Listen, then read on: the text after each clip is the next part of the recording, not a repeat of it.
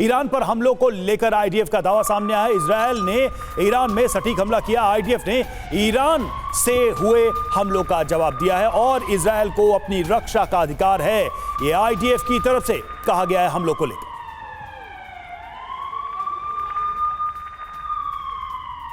और एक और बड़ी खबर, इजरायल को जवाब देने को तैयार है ईरान।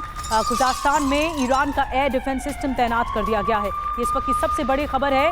देखो, अब ये एक तरीका हो सकता है इजरायल की तरफ से जो स्ट्रैटेजी है उसका जवाब देने के लिए ईरान अपने एयर डिफेंस सिस्टम को उधार दे रहा है और ये सबसे बड़ी स्ट्रैटेजी का हिस्सा है कि अगली बार इजरायल कोई अटैक करता है, मिसाइल अटैक, तो जवाब दे सके।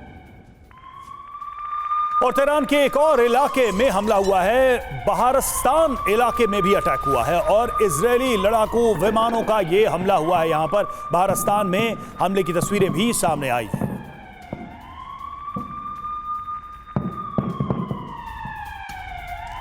एक और बड़ी खबर, इजरायल हमले के बाद ईरान में हड़कंप मचा हुआ है। तेहरान के इमाम खुमैनी एयरपोर्ट पर दहशत है। हमले के बाद एयरपोर्ट पर भागते दिखे लोग। तेहरान में इजरायल ने भीषण हमला किया है।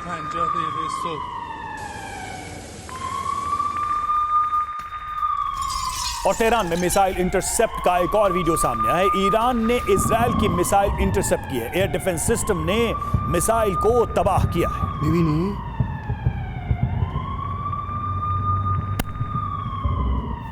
और किसकी कितनी ताकत है, आइए आपको एक बार सिलसिलेवार तरीके से बताते हैं। एक तरफ ईरान है तो दूसरी तरफ इजरायल है। रक्षा बजट देखिए, 9.9 अरब डॉलर का रक्षा बजट ईरान का है तो इजरायल का 24.4 अरब डॉलर का रक्षा बजट, इस पे भी काफ़ी इजाफा है। ईरान के 551 कुल विमान है तो इजरायल के 612 हैं। इसके अलावा जो आंकड़ा सामने आ रहा है वो लड़ाकू विमानों का है। ईरान के जो लड़ाकू विमान है वो 186 हैं तो इजरायल के 241 हैं। बिल्कुल, ये दोनों देशों की ताकत। हेलीकॉप्टर्स की बात करते हैं, ईरान के पास 129, इजरायल के पास 146 हेलीकॉप्टर्स हैं।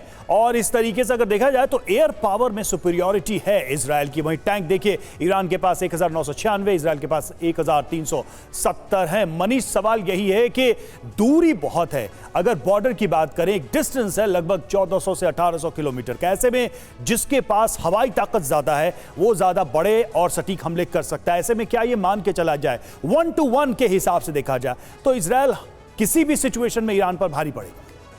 देखिए, इसमें कोई दो राय नहीं है कि इजरायल भारी पड़ रहा है। वो इसलिए भी क्योंकि इजरायल के साथ खुलकर अमेरिका और दूसरे सहयोगी देश आए हुए हैं, जबकि रूस और चीन अभी फिलहाल ईरान को उस तरह की मदद नहीं दे रहे हैं जैसा इजरायल को मिल रहा है। और सबसे बड़ी बात यह है कि इजरायल ने ऐसा हमला किया है कि ईरान खुद कबूल कर रहा है कि हमें नुकसान हुआ है। तो मतलब यह है कि आप हमला ऐसा करो कि जब दुश्मन ही कहे कि हाँ हमें कुछ नुकसान हुआ है, तो उसी से लगता है कि हमला कितना सटीक होगा, कितना विनाशक होगा। अब सबसे बड़ी बात है कि इसके आगे क्या होगा। इसके आगे यह है कि ईरान वैसे तो जाना जाता है कि वो बहुत ठंडा करके बदला लेता है। उन्होंने जनरल सुलेमानी का बदला लिया 7 अक्टूबर के तौर पर। उन्होंने अपने एम्बेसी पर हुए हमले का बदला 14 दिन बाद लिया था। तो तुरंत कुछ घंटे में ईरान बदला ले, ये जरूरत नहीं है। लेकिन ईरान भी चुप बैठने वाला नहीं है। दूसरी बात क्या है, ईरान को यह पता है कि इजरायल यही नहीं रुकने वाला है। आज भले आईडीएफ ये कह रही है कि हमारा जो 3 चरण का हमला था वो पूरा हो गया है, लेकिन आप इजरायल के पैटर्न को देखिए। इजरायल ने हमास पर हमला किया, जब गाजा पर कार्रवाई की तो फिर हमास की पूरी लीडरशिप को खत्म किया। जब इजरायल ने लेबनान में हमला किया, हिजबुल्लाह पर हमला किया, तो हिजबुल्लाह के तमाम लीडरशिप को, नसरुल्लाह समेत सबको मार गिरा है। अब अगर ईरान पर हमले की शुरुआत हुई है, आज आधिकारिक तौर पर इजरायल ने ईरान पर हमले की शुरुआत की है। और मैं आज आपको बता दूं और टीवी 9 के दुनिया भर के करोड़ों दर्शकों को बता दूं कि नेतन्याहू और आईडीएफ तब तक नहीं रुकेंगे जब तक कि वो ईरानियन रिजीम को खत्म नहीं करते हैं, क्योंकि उनका टारगेट यही है। बस आज के ऑपरेशन का हिस्सा पूरा हुआ है। बिल्कुल आप जो जैसा कह रहे हैं कि ये मामला यहां तक रुकने वाला नहीं है और ईरान की जो करंट रेजीम है उसके खात्मे तक शायद ये लड़ाई आगे जाए। और देखिए, इजरायल ने ईरान के दावों को खारिज किया है। ईरानी एयर डिफेंस नाकाम किया गया है, ये इजरायल की तरफ से दावा है। हमलों को नहीं रोक पाया ईरान, ये इजरायल ने कहा।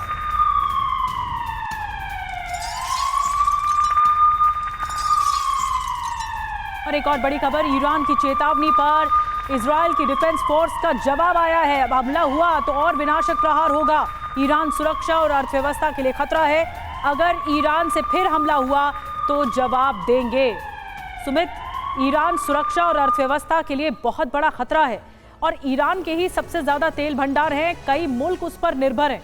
आगे क्या होगा, इसके परिणाम बहुत खतरनाक हो सकते हैं। देखिए बिल्कुल, क्योंकि मिडिल ईस्ट में किसी भी देश में, ना सिर्फ ईरान बल्कि आप इजराइल के जाने से लेबनान में पूरी अर्थव्यवस्था आप कह सकते हैं पूरी दुनिया पर इसका प्रभाव होगा। लेकिन अभी महत्वपूर्ण ये है कि क्या ये रुक जाएगा, क्या ये थमने वाला है? ऐसा बिल्कुल नहीं दिख रहा है, क्योंकि एक तरफ आप देखिए कि लगातार ईरान भी रिटेलिएट करने का मन बना रहा है। ईरान बिल्कुल मनीष ने टीका कि ठंडा करके मारता है, या फिर आप कह सकते हैं कि धीरे धीरे वो अपनी तैयारियां करता है और उसके बाद अटैक करेगा। लेकिन ईरान का जो पूरा आप कह सकते हैं कि उसके इकोनॉमिक सैंक्शंस हो, उसके न्यूक्लियर प्लान्स हो, वो इस तरफ अंदेशा कर रहे हैं कि ईरान कुछ बड़े अटैक्स की कोशिश कर रहा है या बड़ी प्लानिंग कर रहा है, और उसका मकसद साफ है, अपने वजूद को जिंदा रखना। अपना वजूद यानी जो खलीफा वाला या फिर आप कह सकते हैं प्रोमिनेंस वाला जो उसका वजूद है खासतौर पर मिडिल ईस्ट में, उसको वो जिंदा रखेगा, क्योंकि ईरान के लिए, उसके सर्वाइवल के लिए ये बहुत महत्वपूर्ण है।